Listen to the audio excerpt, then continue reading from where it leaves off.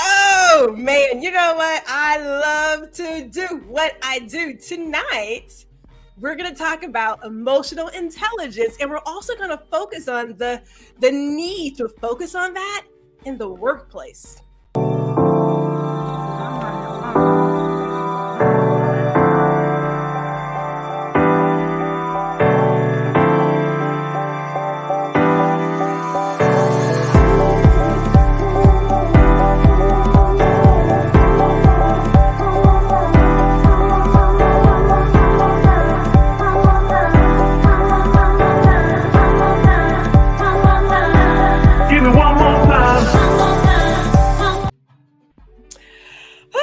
Good evening. Welcome. My name is Gwendolyn G.R. Houston Jack.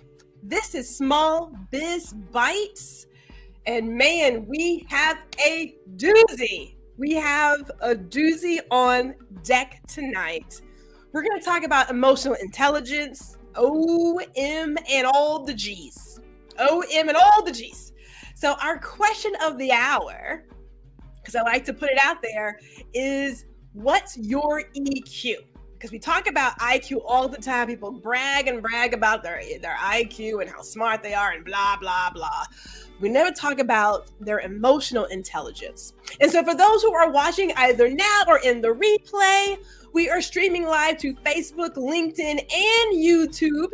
And of course, if you're on YouTube, we would love if you would like, share, and subscribe, because we get into some things here. We get into it. And so let me talk about our guest before we really get into it. Let me talk about our guest really quick, because it's a good one. This is Dr. Dale of Dale Reports. Good evening, ma'am. How are you? Hello. We want to get first, but before we talk about you, we like to do something fun here. We want to know 5 fun facts about Dr. Dale. What you got? What you got for us? Okay. So unless you follow me, you don't know I was born and raised in Honduras, which is in Central America. Roatán, Honduras. So usually people are like, where is Honduras? It's in Central America, you guys. It's in Central America. And since we're on that little tip, let me give you guys a little fun fact about Honduras. Did you guys know that the Afro community in Honduras today were brought over as slaves from the Caribbean islands?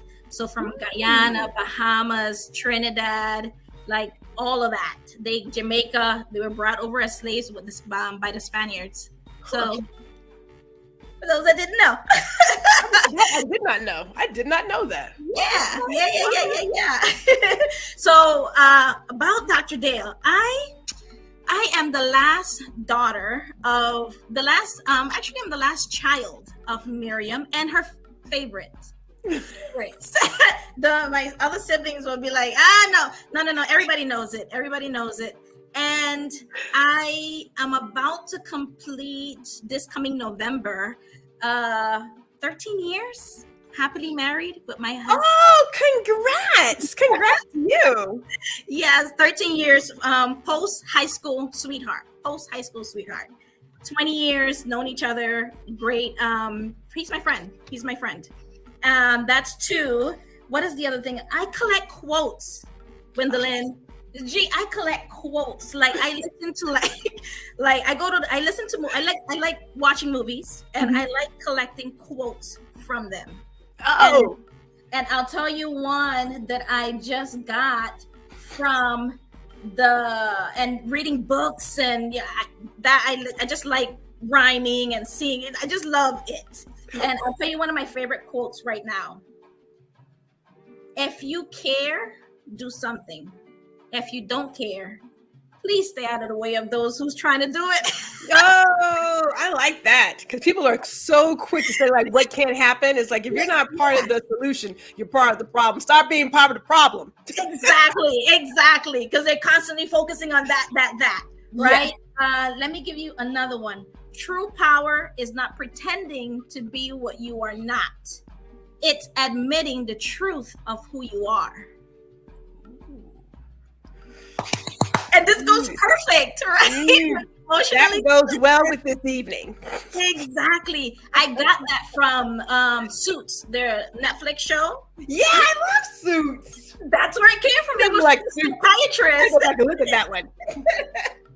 Yes. And another thing about me, I gonna share with you guys 5 of my bucket lists. Like, okay, 5 things from my bucket list. I'm not gonna, go to just 5. Okay. 1, 2, 3, 4, 5. 1, smile every day. Okay, that's a good one. Smile every day. I laugh out loud. Like everybody know. Do you know that I was written up for smiling too much back in the day? At work? At work. Okay, so again, emotional intelligence in the workplace. Okay. Yes. So, 2, build my future home from scratch. Ooh, I like that one. I like that. From scratch. Own a children charity or shelter. Okay. Yeah. Yeah. So that's 3. Give my mother and mother-in-law a life that they only dream about. Oh, that's beautiful. Ooh, right? So thoughtful. And lastly, complete my doctoral degree. Now that one, we're all gonna shoot for that one for sure. Yes. I think we're gonna stop there unless you guys want more. We will stop with that one, but I would like to dig deeper into your bucket list off the air. And let us also welcome in our community, because my mama showed up early. Mother understands that when you were early, you were on time, and if you're on time, you are late, and late is not acceptable. So good evening, Mother. Thank you for showing up. We also have Spencer here coming in from Atlanta. Hello, Spencer. Love to have you guys here. We want to get into it because I want to know about Dr. Dale Reports. Now, what is Dr. Dale Reports? That is an emotional intelligence coaching program that I started January of this year. Oh, okay. Just January of this year. I think, to be honest with you, I think it was a long time coming. You're going throughout your life day to day, and you're wondering when is all of these dots are going to connect. That was the connection. When the end of the year happened, New Year's and the excitement and all that stuff. The minute New Year hit, 1/1/2023, I way before days leading up to it, I would start recording my day to day, my Christmas process, because I traveled for Christmas and I was just recording it and saving them. And I said, I've never posted online before. Like I would post when I had pictures and stuff. I'm like, these people are out here showing up in videos, and that's too much. I can't do that. Sharing their business and all this stuff. And I said, I've been watching for years. And then I finally said, it's time for me to do it. And I said, Dr. Desson, I'm showing up in 2023. Okay. I did. I made that promise to myself, and I finally pressed send.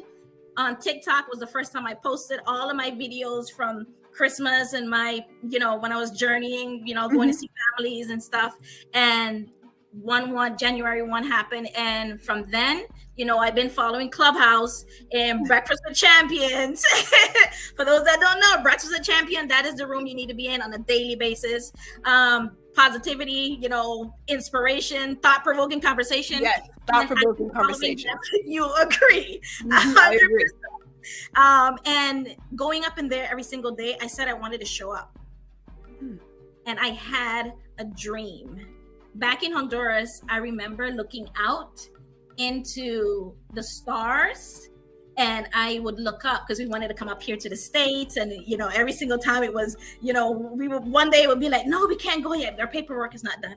Okay. Every day we would go to school and we would tell our friends, we're going to the States, me and my sister, we're going to the States. You guys are not going to be able to talk to us because we're going to be important. And I remember looking out at the window at the stars and saying, our time is gonna come. And the time came, and I said, God, just make it happen. So a dream, a prayer, and then a purpose. And here I am. Oh man. Oh, is it too much? Too fast? Is it too much? Too fast? No, it is not. It is not. It is definitely not too fast. I'm just sitting here thinking, I was talking about daily blessings, I think like maybe 2 weeks ago, and how, we often take for granted the daily blessings. I'm listening to you coming from Honduras, and you're like, I was just dreaming of coming to the States, looking at the stars, and I'm thinking, for those of us who are here, we're just like, we're here. And we so often take for granted some of the freedoms, some of the opportunities that are available to us that we don't even think about it. It's just like, it's there, right? So no, it absolutely warms my heart. Absolutely warms my heart. I can't believe it. Yeah. We got more community showing up. We have Mary Lively. She is here and present. Shout out to my L. Thank you for showing up today. So you started this Dr. Dale Reports. Yes. 1/1/2023. You said it's been a long time coming. So what's been happening to you to bring this to the forefront? I worked in a lot of nursing homes, a lot of long-term care rehabilitation centers, like a lot of different industries, but seems like healthcare has been my thing. I went from the elderly to juvenile detention centers to now in the mental health space, right? And I kept on being at the front desk. I would answer phones, as admission coordinator, marketing coordinator. I just wanted to help. And to be honest with you, secretly, I was a little bit nosy. I was nosy at a lot of what was going on in all of the different departments. And I was at the front desk answering phones. So I would see the patient family and see the patient and see all the employees in and out the door. Let me tell you, the person at the front desk knows everything. They do. In case you guys didn't know, they know everything. All right. So employees would leave and they would tell me, hey, by the way, today's my last day. And I was like, what happened? And then they would give me the story. And I'll be like, well, did you say anything to anybody? Do you want me to talk to them? And they're like, no, I'm done. I'm over it. Here's my number so we can stay in contact or whatever. I'm like, and it happened again and again and again. And I would go home to my husband. I would say, I would complain to him. And he's like, I told you already. What are you going to do about it?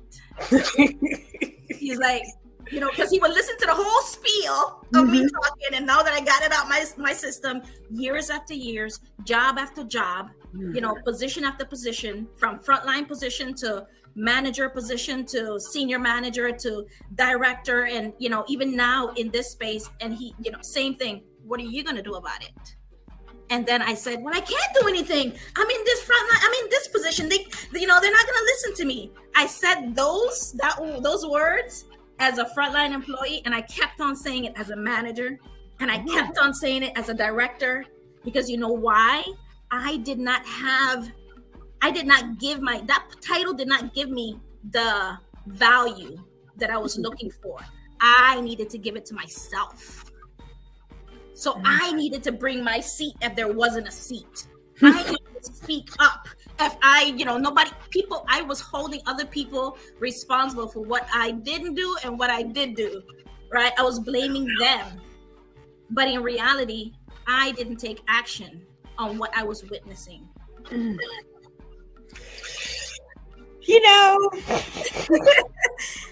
As a person who has managed people, I understand the space of, if you follow the normal path, you see what others have done, and you will easily jump into that pattern and say, well, it's worked for them, so I'll just keep doing it. But there comes a point when you realize it's not working for me, and I don't like where it's going. Now, for those who have worked with me, they know that I'm good to get my head chopped off. I'm actually quite surprised. I kept my job for 25 years. But we had to say something because it needed to be said, right? And so we had to go there. Before we get to our next question, again, welcome everyone. We're just getting in. We haven't even got to the meat of it. Hey, shout out to our friend. Hello. Gary's in the building. Hi, Gary. In the building. He's here with us. Thank you for showing up, Gary. I want to get right into it because we're talking about emotional intelligence. And I know for myself, as we were talking earlier before you came on, I've been doing a lot of work. Started the work when I started managing people as a traveling sales trainer, because I needed to understand people. But then I thought I got to understand me as well, because I got to figure this out. So tell us about your dissertation that was focused on emotional intelligence. My dissertation title was Strategies for Emotional Intelligence Training for Improving Employee Performance. Right? That's at the end of the day, employees perform better, organization perform better, organization thrives, everybody wins. Customers get what they need. That's the winning ticket, right? Mm-hmm. When I did that dissertation, and I started way before I started doing the data collection process, you know what I said? I said, oh, I got this in a handbag. I already know, because I already been through the experience, right? I said, these managers they don't like the employees. They making the environment negative, and the employees are leaving. So I thought I had it figured out. I thought I knew what the results was going to be, but I was wrong. I was wrong. It came out to be that one, the organizations that I did the data collection with, these leaders, they adored their employees.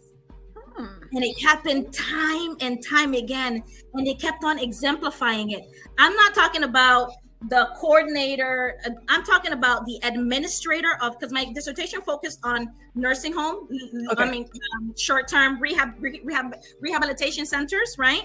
Mm-hmm. And but it's plausible, right? And based on other researchers, that the same concept of emotional intelligence, not only in nursing homes, but also anywhere there's an employee, anywhere there's a human being, emotional intelligence can be developed and can be used, right? So I said, these were administrators. These were director of nurses. They are leading not only a department, the entire organization. And they were sitting down having focus group. They didn't get somebody else to do it. They were doing it.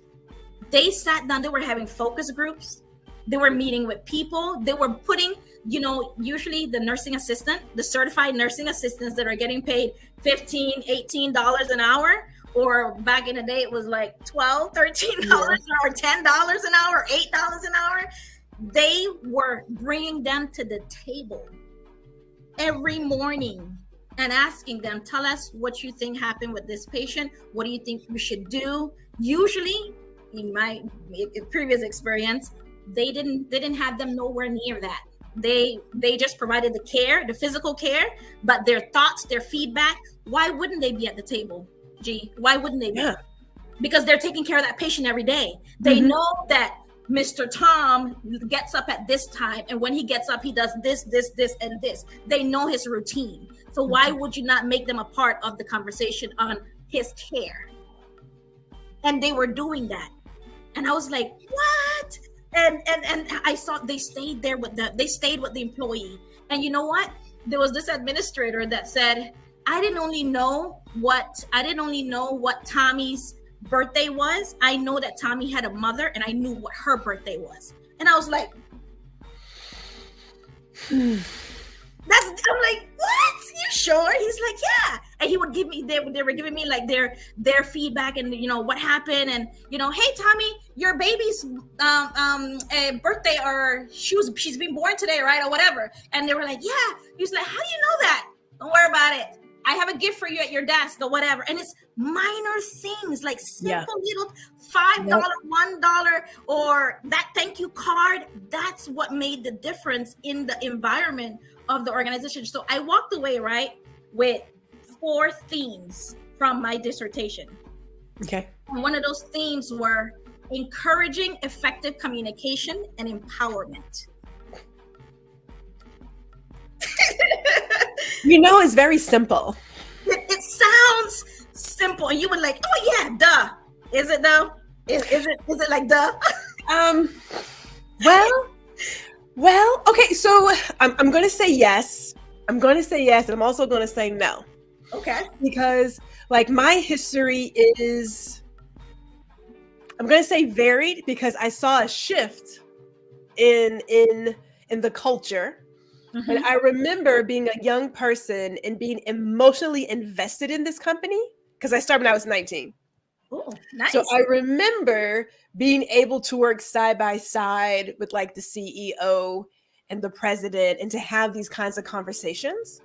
Even though I was like a part-time employee, they didn't see your pay code. Didn't matter if you were full-time or part-time. That was not the point. The point was you should be aware of what's happening in the business, because you impact the business. Mm-hmm. And they treated you as such, right? Mm-hmm. So the further along I go, there was a shift to where people started leaning more on payroll terms and leadership titles. And I am clear, a title does not make you a leader. There are some people I wouldn't fall to the trash can. Real talk, right? So there was this shift of having this care and concern and being aware of people and getting their feedback that moved more to that, I'm going to use the term traditional, where it's above your pay grade. So we're not going to involve you in such things. And then you wonder why the morale shifts the way it does. I mean, it's just clear communication. It's not rocket science. Knowing someone's name, but there were people. As a matter of fact, the CEO, I thought it was just interesting how she would know people's names and birthdays and special events. I'm thinking, how does she even know all of that? Like, who even told her about that? Yeah, the time. Yes. Take yeah. care. So here's something, and hold on, we have, Gary likes it, says, it could be all so simple. Yeah. It could, Gary. But what if there's a power play in there? Because one of the things that comes from this chat about your dissertation is the state of America's EQ. Because we are just coming out of the pandemic that proved the shift for all the things that all the time, for those of us who worked in the office or what have you, we were told you can't do that at home, but we got to make money. So now you can do it at home, right? And there are a lot of folks, I believe, who worked harder and longer at home than when they did in the office. Then it became all these people who are in retail or service related industries are essential. But now we're here today. Why are we still fighting for like paid sick leave, a living wage? Why are we still fighting for a hybrid schedule and changing the way we work? Why does it feel like some of these CEOs are tone deaf to what's happening here? So I just have to, I think it's a power play, but that's just me. But overall, added to that, not just because I know we have the workplace here, but I want to also add into this, feels like this influx of entitled people and some really nasty public behaviors. I have to think somebody's low on the EQ scale. You know what? That's a fact. There is the stat says it. There was a recent article that came out. Even Daniel Goleman is considered the father in this century of emotional intelligence. Emotional intelligence was around since the 1960s, right? Since the 1960s, and right now the stats says that 36% of America, 36% of people in America are emotionally intelligent. Only 36%. And what you just said, it proves that the workplace, America, even after the COVID happened, you would think that, okay, we can work at home. Just take that one example. We can work at home now. No, because I need to make sure that you are actually working when you're home. Right.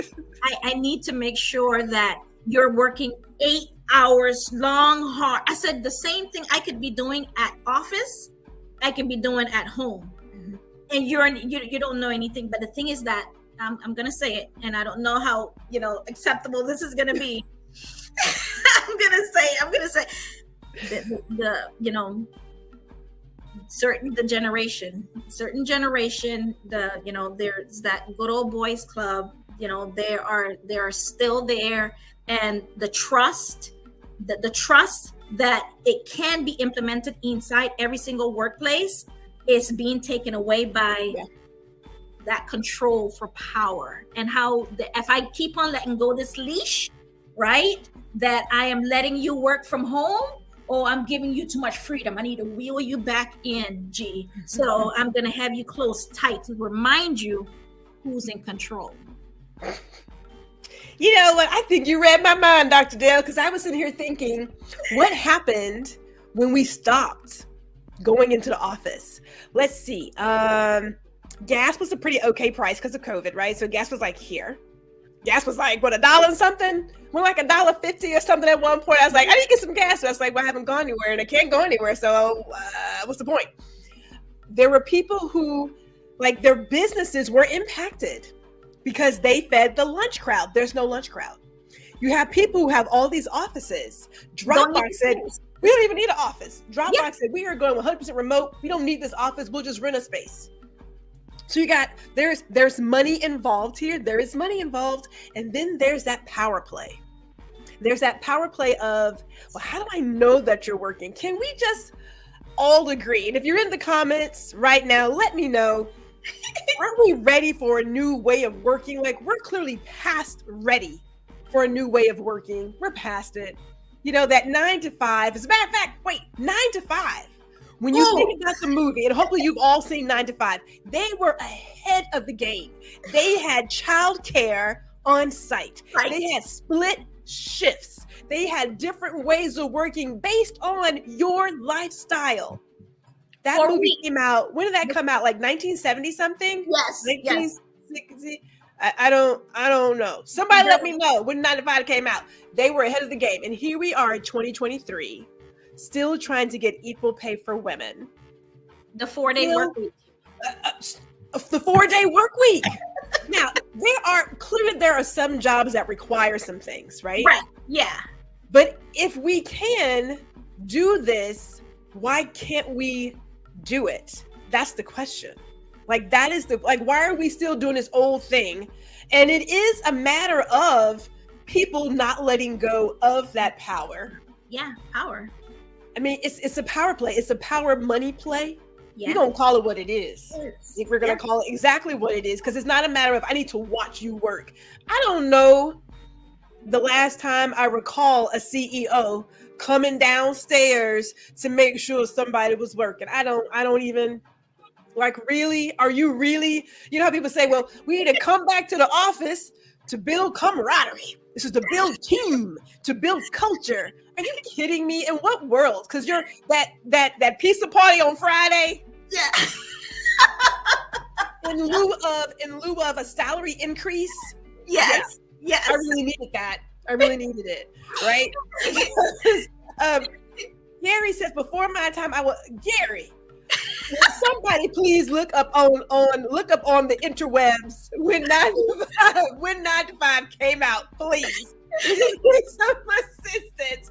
But let's focus this on the individual, because now we're talking about what is emotional intelligence. We know about intelligence in terms of she's great with music and art and math and blah blah blah. But emotional intelligence, what is that?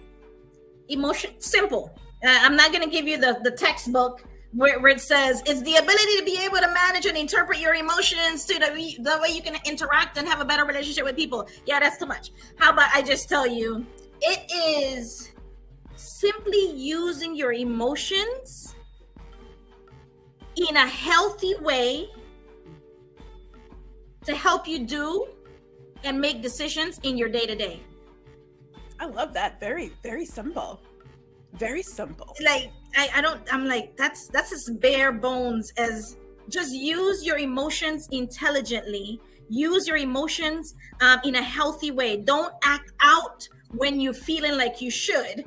Don't do the opposite of something that's going to make you come out of character. Do the opposite of that in a healthy way that is going to help you be that best version of you and make the relationship, bridge the relationship, right? Not tear it apart at the end of the day. So when I was reading the book about emotional intelligence, and I recall an example of a high school student, I think it was high school, had made straight A's all his life. And then he had received a less than grade. Yeah. Came back and stabbed the math teacher. And the math teacher didn't press charges because he saw it as the kid just didn't know how to respond to not getting what he had always received. Right. So this isn't one of the sidebars here, but now I'm thinking about it. Looking at generation, what is it? Y and Z or X and no, because I'm Gen X. So Y and Z. And the millennials? Yes. And this sort of, maybe it's just me. And I know that, media can make things a little things. Yeah. But is it me, or are we seeing this influx of anxiety because of helicopter parenting, that they never allowed their child to experience pain, disappointment, failure, whatever it is? Like everybody got the participation ribbon, get my words out. Everybody got a trophy for showing up. And so now that they are of age and have to go into work, and you're like, but you're late. But I showed up. It's like, and you're still late because a minute after is not exactly, it's called late. There's this sort of disconnect of, but I don't understand, I'm still here. Is the way that we made the sort of shift, and I hate to say shift in parenting, but there was a shift somewhere. Right. Yes. We saw it on the soccer fields. We saw it in all things. Well, everybody gets a prize. Nobody loses. But clearly that hasn't helped us. No, it has not. Unfortunately, it has not. And I'll tell you this, throughout my career, I saw, the Gen Zs that, my dad knew this person. Oh, my dad runs the company, or knew this friend that got me in. And I was supposed to wait and get this title, this manager title, 6 months into the game, when you got people that been here years, and you got people more qualified. Yeah, that sounds familiar too. I don't want to talk about it, but it sounds familiar. It sounds familiar because,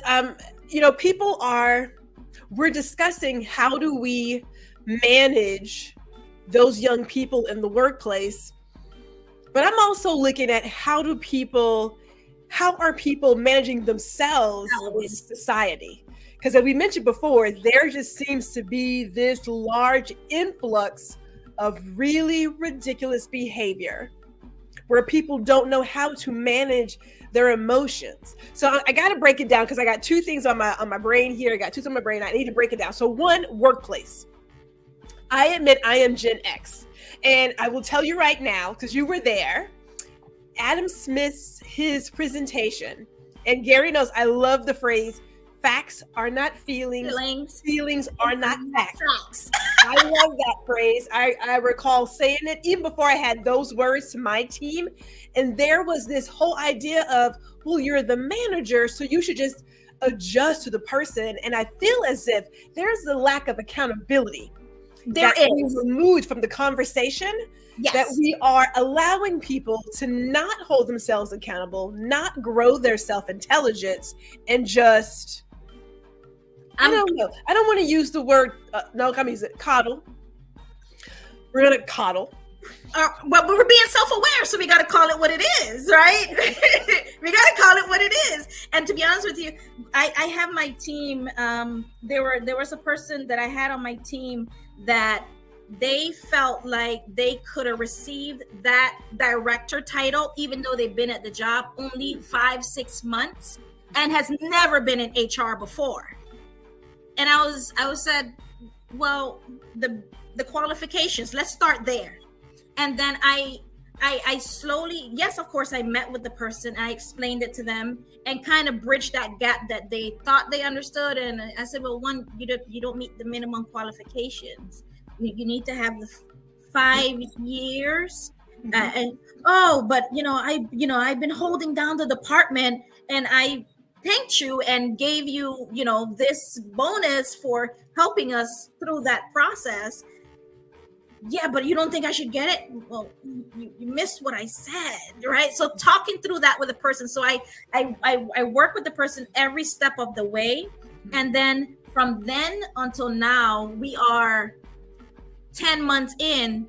They're like, oh yeah, I wasn't ready. And I said, oh, because things kept on happening. And I said, I would have expected you to do this.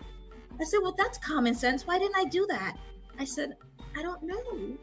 That's why we're here. Why we're here. That's why we're here. That's why I didn't think you were ready. And that would be setting you up for failure if I put you in that position.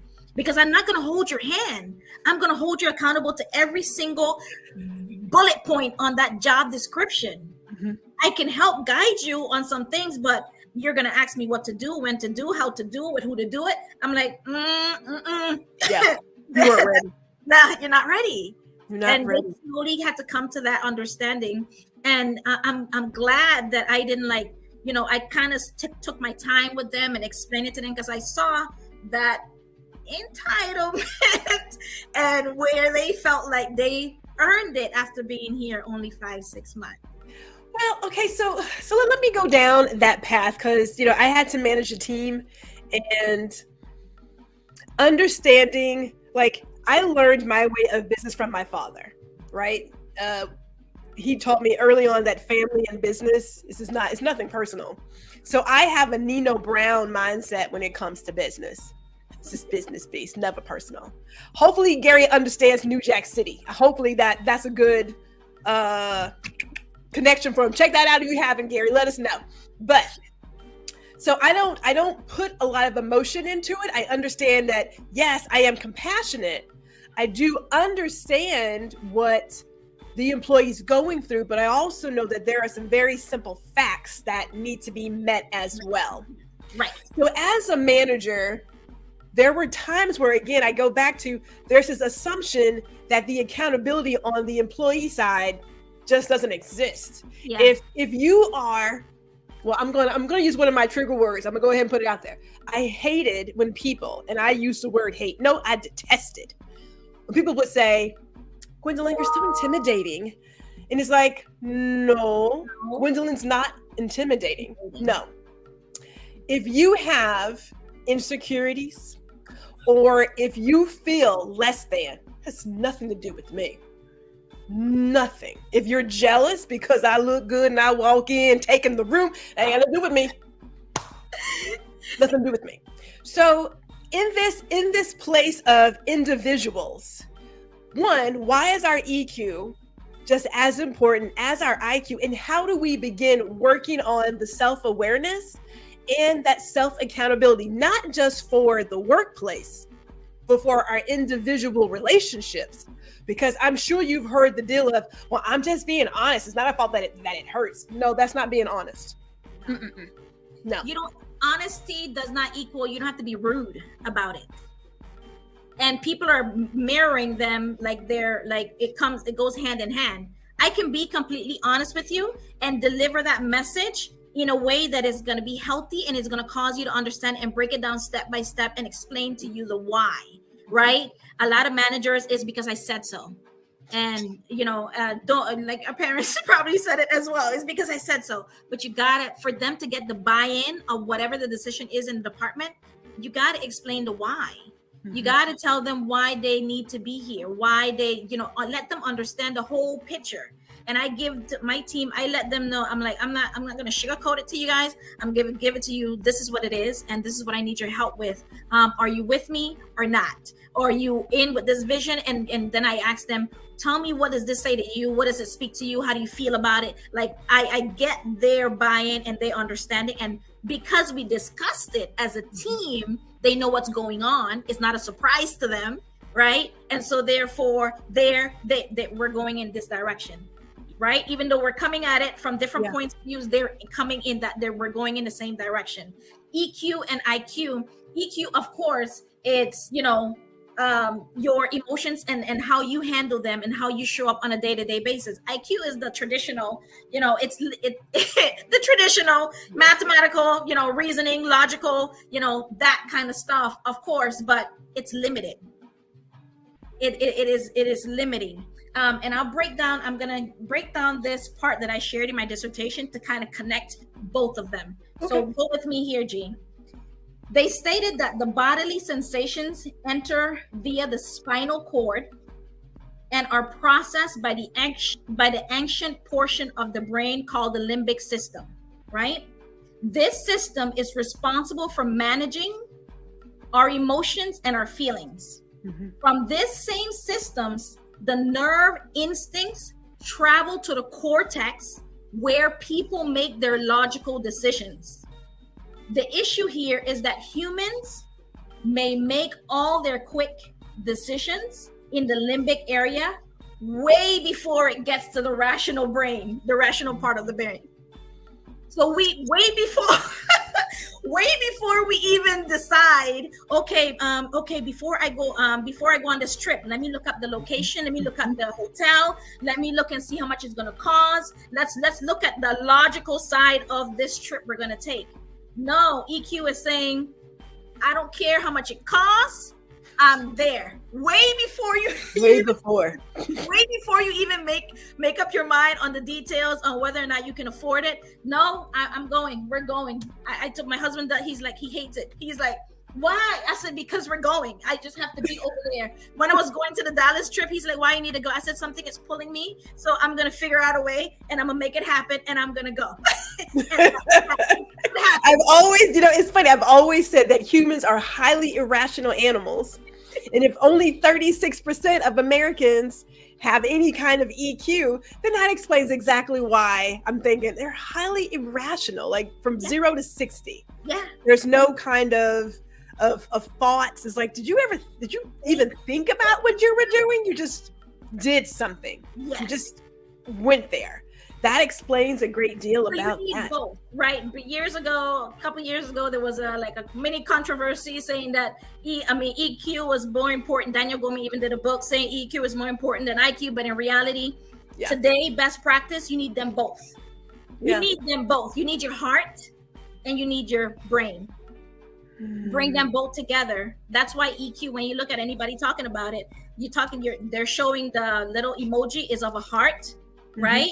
And the brain. You're bringing them both together, marrying. That's why my logo is like in the shape of a heart, and then the bumpy parts. The brain is the brain part, because you need. You're laughing at me. You need them both. You can't wait. We don't have any Vulcans here yet, so we need them both. Couple of comments. Gary says that 9 to 5 came out. Oh, it's in 1980. Oh, still before my time. Thank you, Gary. We appreciate that. And then he also says that he grew up off of New Jack City, so I don't want to test his gangster. Okay, fine. I just want to make sure that you can actually understand when I'm throwing out some of these references, that they make sense for you. What can I tell you? So here's the deal, though, because I'm writing this, I'm looking at how a lot of what we do is impacted by fear, motivated by fear, right? And when we talk about emotional intelligence, specifically looking at feedback and criticism, let me just go for that specific topic, because I remember that there were people I would want to give feedback to, and I would see people literally start shaking, physically shaking. And I thought, okay, clearly you're bringing in some trauma from some previous job into this relationship, this brand new relationship. And I thought, this is awful. And there were certain people that we were told, just don't bother, because but I don't believe that you can go to a place of you just let somebody go. Like, at some point you have to grow up, put on all the armor and figure out. But feedback, I have always been told, is given on a consistent basis if you really care about somebody and you want them to be better. Now, that is both for work and for your personal relationships, right? And the phrase that was given, I'm going to give it to a short. It was that you give caring, compassionate, consistent, clear feedback.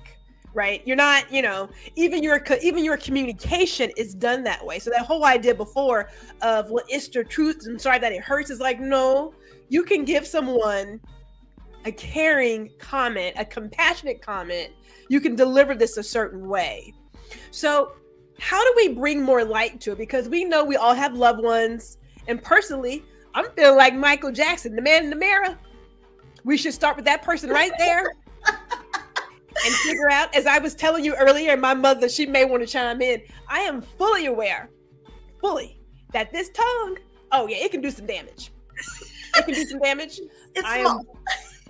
It's small. I'm fully aware. And so I've looked inside, and so I find myself, before I make a comment on something, again, you can't unring a bell, right? So once you put it out there, it is out there. So how do we, starting with ourselves, how do we say, okay, I am making the commitment to really look at myself and call a spade? Because the American society, in my opinion, we love the idea of seeing ourselves as good people. These are really good Christian people. Not Gee, you bringing out all the stops on this one. Like, this is stuff people sweep under the rug. They don't want to talk about it. They pretend, they dance around it. And the thing is that the higher you go up in an organization, the more people shy away from the real conversation. Right. Unfortunately. So how do we? I mean, when I'm looking at this, and I keep going back to the fear part, as a dear friend was sharing with me about, people are fearful of being themselves, and we'll use social media.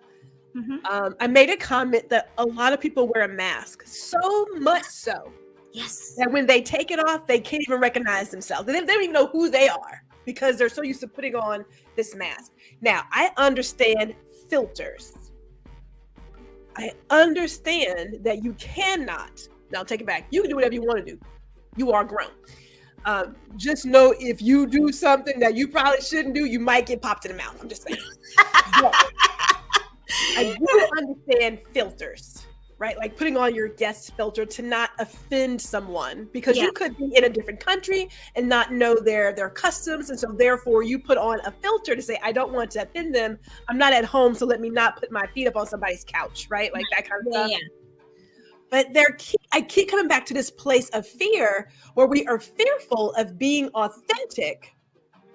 And I have to think it's because we haven't done the work to understand who we are as persons and have a real handle on our own emotions.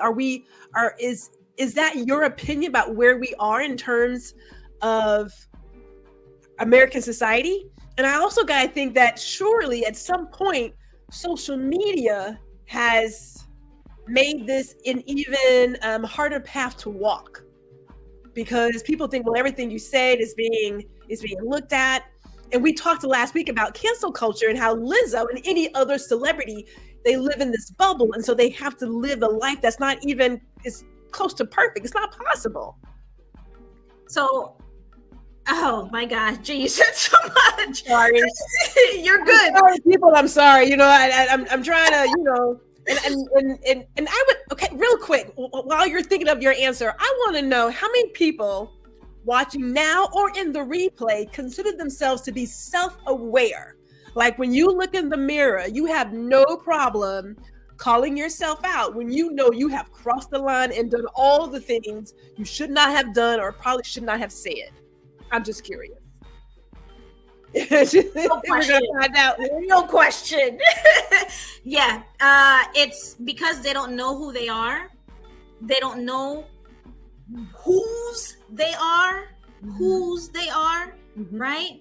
And they don't know how to move forward from there. So if you're not self-aware, you're scared to point out not only who you are and what are your triggers, your weaknesses, what makes you you. You're scared to do those things. You're definitely not going to point it out in other people, right? So you hide, right? And you pretend, and because you don't want nobody pointing at you, so you don't point at anybody else, right? And if you do point, you do this passive aggressive thing that they do in the workplace. Like, don't even get me started on that. You just say that passive aggressive is just aggressive. I mean, it's flat out aggression. Like, if you're gonna say, just say it. Say it. If you're gonna say, right? Carry on. Say it with your chest.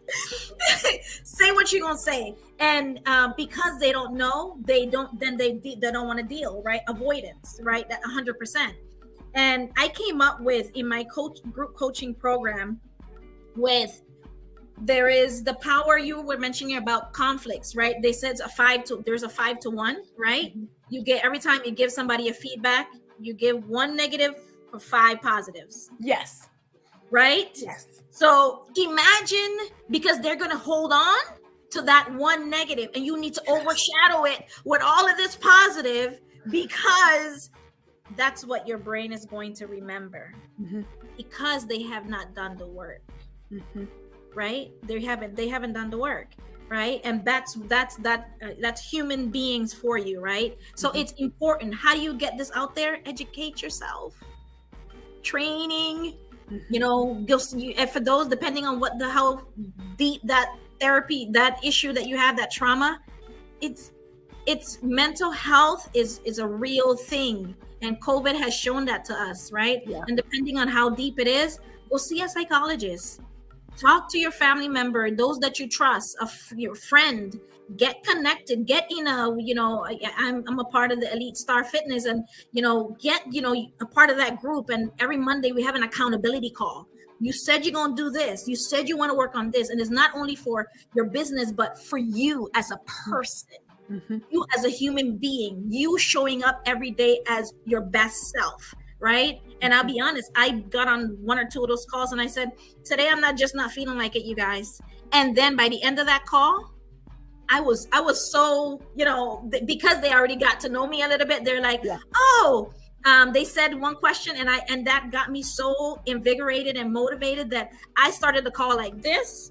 And I ended the call like, yeah, and I was doing this and I was doing that. And I was so excited because they fed into, what my strengths was, and what re-energizes me, right? What re-energizes you. You should know that, right? If you have done the work.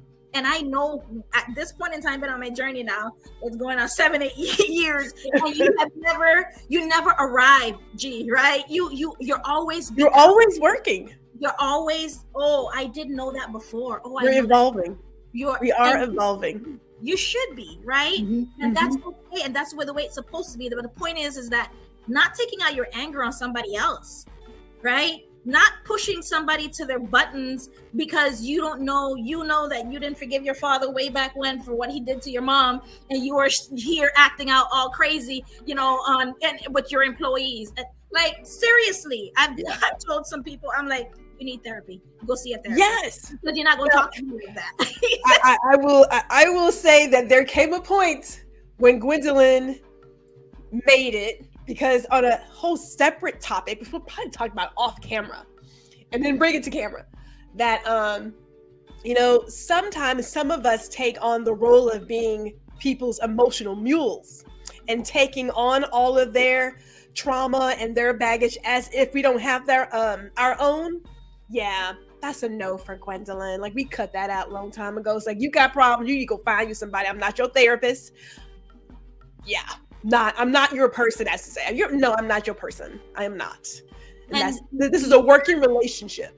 needs to stop promoting those people. Gosh darn it, stop promoting them. Yeah. Oh, because they've been here a long time, they can do the job. Yeah. They are running people off. If you really sit down and do the numbers, there's a book called, and one of my favorite books, Gwendolyn, I wrote it, I put it in my dissertation in my chair. He said, really, Dale? I said, yeah. The book is called The No Asshole Rule. And it's a doctor. He got his PhD, and I quoted the book time and time again, because being civil in an uncivilized world. Yeah. Right. And time and time again, when you sit down, you do the numbers, all of the people that walked out of that department compared to that person and their salary and what they're bringing in, it's not worth it. It's not worth it. No, I mean, there are some basics where, like, you have to know if you have a virus in your organization, it's going to kill the whole tree, right? So what you typically do is you cut off the limb that's making everybody else sick, and then the tree continues to flourish. Exactly. Or you can let the whole tree die. Exactly. We've seen both. I'm like, at what point do you stop letting this virus infect other people? Like, you got to know that there's a common denominator here. You gotta know it. We got comments coming in. Gary says, when I was younger, heck no, mom will, I will do it, Lord bless. But Gary's growing. Gary is growing. Thank you, Gary, for your growth. We got Spencer. I love blaming that guy in the mirror for stuff. And he somehow always takes the blame. It's never me. It's always him. Thank God he only shows up in the bathroom. You don't want him on the streets. Thank you, Spencer. We don't want him on the streets. We don't want him on the streets. Very good, Spencer. And hey, shout out to Melody, who is here. Good evening, Melody. Thank you for joining us. Thank you for joining us here. You know, we are talking about emotional intelligence and how it impacts and the importance of it in the workplace. The one thing that we really haven't said specifically is that, whatever workplace you're working in, it starts here. So hopefully you are picking up the message we have been putting down, right? Because it's easy to say that it's the manager who needs to work on it, or it's the so-and-so. But I have noticed when we change our relationship and how we show up in places, people have to react to that shift in energy and mindset and behavior. Lord knows I am not the kid when I was 19 working in places and doing stuff. I don't know if it got better or worse. I can't really tell. I'm not really sure, depending on the day. I think it kind of went the other way around sometimes. People would tell you around you. They would tell you. People have shared that they did see a difference in my behavior. So there has like, I've even seen the changes in myself from here to there, both personal and when I was working in the corporate office. But I got a sidebar for you because I love it. How are you showing up authentically in social spaces? Because I go back to that place with social media that people like to think that, let's say in terms of business, there's their business persona and then their personal persona. I hate that. I hate it. When I say I hate it, I mean it with a vengeance. I hate the idea that people are like, well, this is me when I'm here, and then I have my alter ego. When it's no, I don't. But that's just me. What about you? I have to agree with you, G. I have to be me, and however that shows up, however that comes out, this is it right here. Yeah. Right. And one thing that I do, I make sure that I go into the conversation hearing my own voice, hearing what I'm saying. Because you can hear what people are saying, but I have already had this conversation with myself time and time again. Mm-hmm. What am I saying to myself? And what I say to myself is, any room that you go in, make sure that when you walk away, they remember you. You're talking about shift. You were talking about shift. Shift the rooms that you go into. And you shift them by you making sure that you share your voice, your piece. Say your piece before you leave that piece. I love that. I love that. I love it. And Melanie also agrees. Now here's the kicker, because I hate how this is coming up right before. I know we got a few minutes here, but I want to ask. You know how people say someone's perception is their reality? Yes. And we must respect their perception. How far does that go? Because I know how I feel about it. But how far does it go? Because I can't help but believe that a little bit of that is a lack of emotional intelligence. That when people say, I feel as if she was coming for me, or that they are out to get me, like, some of it is real. I say real because I have had people literally have this really weird obsession. I kid you not. I was like, yeah, I got to check that. And I mean that. And in the beginning, it was, Gwendolyn, you're insane. That's not really true. That's not happening. Because, God forbid that Black women actually say stuff and people actually would believe us, but whatever.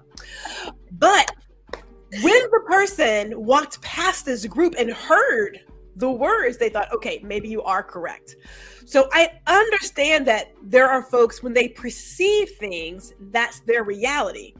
But I also have to wonder if a little bit of that is a lack of emotional intelligence, where again, we shift the blame to somebody else. It's a very thin line, empathy, because that's the difference between, because that's seeing it from another person's perspective. That's where empathy comes in, right? But the thin line between that person point of view and them and you not taking advantage of where they're coming from, it's thin. So then what do? The communication, the effective, see how they're communicating, see what they're saying, how they're saying it, look at their tone, look at their body language, how they're communicating. Is it really something that they're passionate about? People, to some degree, unfortunately, you would call it what it is, they want you to feel sorry for that victim. They put themselves in that space. They put themselves over there, and then you're like, well, that's not where we were going. And then they decide they want to stay there. And then you forever feeling sorry for them, forever giving them the pass, and forever forgiving them, and forever blaming, maybe it was me. Maybe I was the one that was a little bit too much. No. You were right. It's just that they have stuff they need to deal with that they haven't addressed yet. And now it's coming out in this very thin line of you being empathetic and you not getting run over. Well, Lord knows that we don't have the time to talk about trigger language, because nothing gets anything moving until someone says, well, I felt threatened in this hostile, toxic environment. I'm like, please. That was all until like 5 minutes ago. But okay, so let's wrap this. Let's wrap it up. Here we go. What's in the future for you and Dr. Dale Reports? Oh my goodness, there's so much. So I am I'm in the process of finishing my current group coaching that I have, intimate group of individuals, learning about all themselves. And now 16 weeks later, because I added an additional month for them. And it was so much. It added so much to me. So I'm going to give your view, I want to give you guys something in terms of, you say when you guys are processing and you're going through your emotions, and they always say the power of pause, right? And that is so true, right? When you feel like you're getting out of character and somebody's saying something and it's triggering you, stop, breathe, pause, right? Take a breath. And I developed throughout my coaching I said, check your pulse.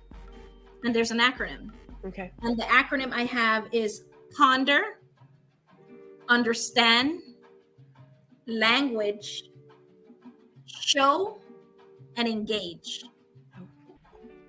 So ponder deeply how you feel about the particular situation. Once you stop, you thought, you breathe. Now you need to figure out how you're going to process this situation.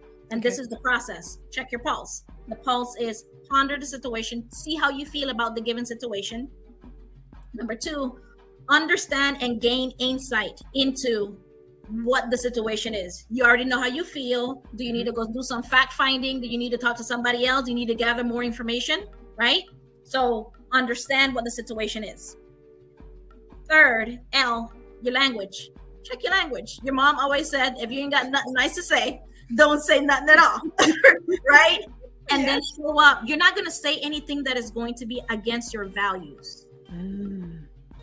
So when you go out in these streets and you're acting all crazy, is that who you are? Think about that, because that's what you're saying that you are. Yeah. You're out here cursing, yelling at people, and I'm going to get him. And you don't, is that who you are? Check your language, check your body language, because that's who you're showing people that you are. Right? And S, demonstrate your values, demonstrate your beliefs. Right? And engage, really engage in the conversation. Put your phone down, look at the person eye to eye, and let them know this is how you feel about the conversation. This is how you feel about whatever, and that you want it to work, whatever it is you want to work. So engage in the conversation. Right? Clearly, you've been in my head a long time ago before we even met, Dr. Dale. Clearly. So I have my digital course that's coming out September 25th. So you guys can watch out for that for a very small fee. I have my free ebook. If you guys are interested, go to dalereports.com. My free ebook is there. And my podcast is coming out. My birthday, November 1st. So watch out for that. Dale Reports on EQ and You. Dale Reports on EQ and You. That's the podcast name. I love it. That's awesome. If you guys follow, subscribe, share, because I'm partnering with Tina Elite Star Fitness. We're doing a mind, body, soul awakening retreat in Honduras. Oh. So if you guys are ready, get your passports ready. Next year, May, we're going to Honduras for a couple of days, and we're going to connect our mind, our body, our soul, our spirit, and get to know ourselves better, and then make new friends and have fun while you do it. So 2024 has a lot coming up. My book is coming out as well. So yeah, just dalereports.com. Follow me on YouTube, Dr. Dale Reports.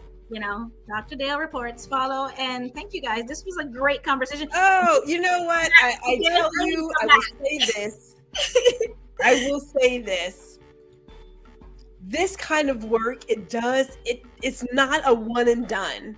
It really is a consistent focus on evolving and being better, holding yourself accountable, having those conversations to say, okay, how could that have gone better? Right? When you feel like, oh, that didn't go down the way I wanted it to. It is not a one and done. But clearly, we've got the podcast coming out in November. Dr. Dale Reports, EQ and You. You've got your course right now. That's happening. Yeah. You got the ebook. The ebook drops in September, you said? The ebook is already there. You can just subscribe. Already there. I got my book that's coming out next year, 2024, and then the retreat that's coming out next year. So there's a lot happening.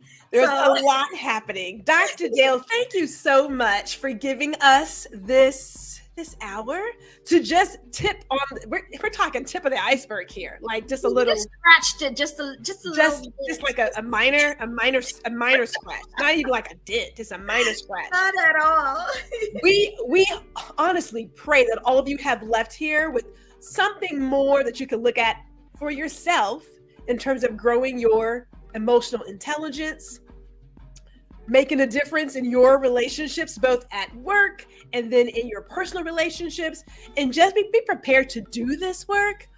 Man, thank you so much, Dr. Dale, and for, of course, giving us pulse. Your pulse.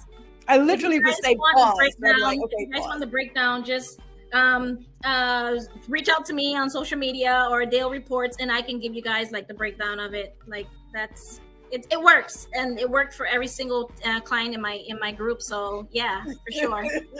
Well, Mary Lively is giving you congratulations. Mother was like, she's like, enjoy the network. Mother loves. She loves. We got some great stuff here. Thank you all for tuning in this evening. We're gonna have more amazing conversations. Dr. Dick, we have to get together and do like one more because I want to get into some more deeper crevices. We're gonna get some more deeper crevices. But check yourself. Look at the man in the mirror. Start with that person. Start today, as Michael said. Start today. I see you. Enjoy your evening, everybody. Thank you for watching another episode of Small Biz Bites with Gwendolyn R. Houston Jack, where we chat with other creatives and small business owners about their journey. And we also invite you to like, share, and subscribe to the GR Houston Jack YouTube channel, where you can get the latest and greatest.